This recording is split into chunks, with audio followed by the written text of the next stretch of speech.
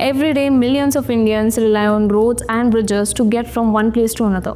But what happens when these roads collapse, bridges break, and the potholes become the deadly traps? It's not a matter of inconvenience anymore. It's a glaring issue that needs fixing.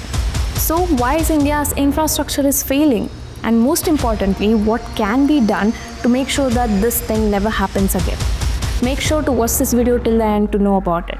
Potholes on Indian roads have become a major threat to life. This year, 154 people have died in road accidents, some of which were caused by potholes. Potholes claim 6 lives on Indian roads every day. 13 people died in Bengaluru over the last 5 years due to potholes. ये स्थिति सड़क की है, मैं हाथों से खोद रहा हूँ.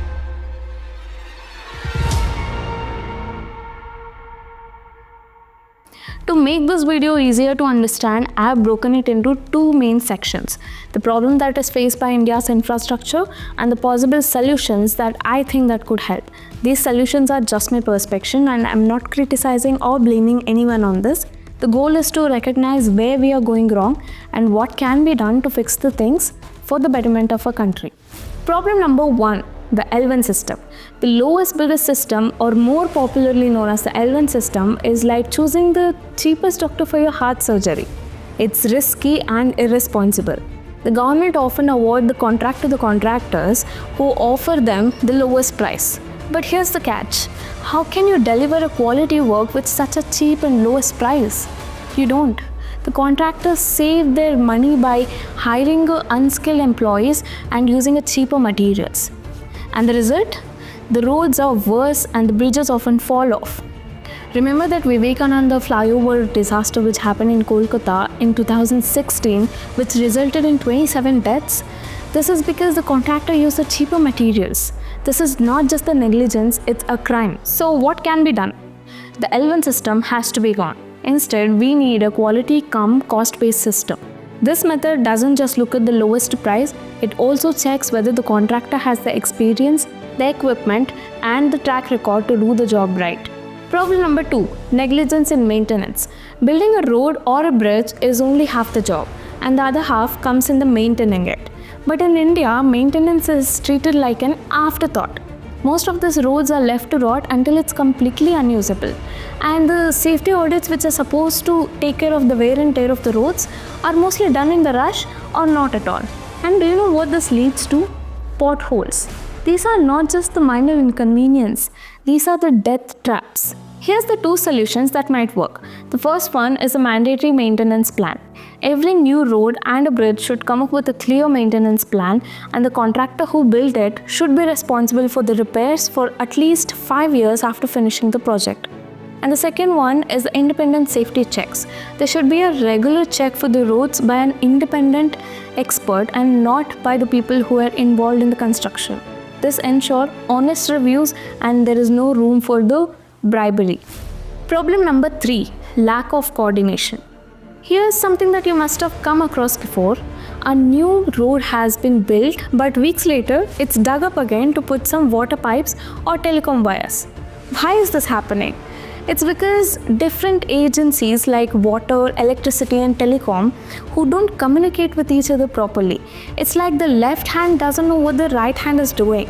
And this lack of planning leads to waste of money, delays in project, and also leaves the road in a very terrible condition. Come on, this is not a rocket science. It's a basic urban planning. And what can be done is that all companies need to work together from the start.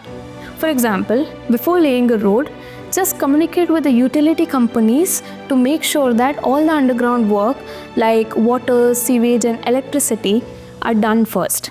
Build once, build properly. Problem number 4. Corruption at every level. From the top officials to the local contractor, many take the share of this money which is supposed to go for the construction. And this money comes from the taxpayers. So we are being promised for the quality roads and the bridges. But most of the money gets pocketed, leaving barely anything to buy any good quality material or to hire skilled employees. And this is not just a rumor, it's a well-known issue. In 2024, Bihar saw 7 bridges collapse in just 2 weeks. Can anyone honestly call this a mistake? It's clearly a carelessness at a surprising level. Here's the 2 things that might help. Digital monitoring. Every project must be tracked with the progress, and that should be available to the public out. Like who is building this and how much money has been spent and is the work is on or not. And the second one is the strict penalties. If any officials or the contractors found guilty of the corruption, then there should be a heavy fines and also jail time. No exceptions, and accountability needs to be real. Problem number 5. Climate. India's monsoon is brutal and the climate changes can literally make the things worse. But instead of building the roads and the bridges that can withstand all this heavy rain, we keep building the weak infrastructure. Every year, due to the floods, the roads and the bridges wash away like it's a sand. Take the Jabalpur airport for example. The roof literally collapsed due to the heavy rain. Imagine this had happened during the peak travel time. That would have been disaster. We need to design for the future and not just for the present, and here's how to do it. By using the better material. By using the material like the fiber reinforced concrete and the weather resistant steel that will make sure that it can handle both the heavy rains and also extreme heat. And the second point is the elevated structures. The bridges in the flood prone areas should be built higher to prevent the water logging. And the main one is the drainage system, because good drainage is not just optional, it's essential. Because without it, even the best roads will fail. And here's the truth. India has the resources and also has the ambition to build this world-class infrastructure. But ambition alone is not enough.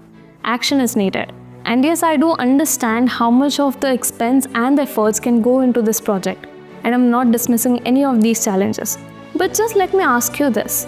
What is the price of a human life? Can any of this cost justify the loss of a child, a parent, or a friend to something that is as preventable as a pothole or a collapsing bridge?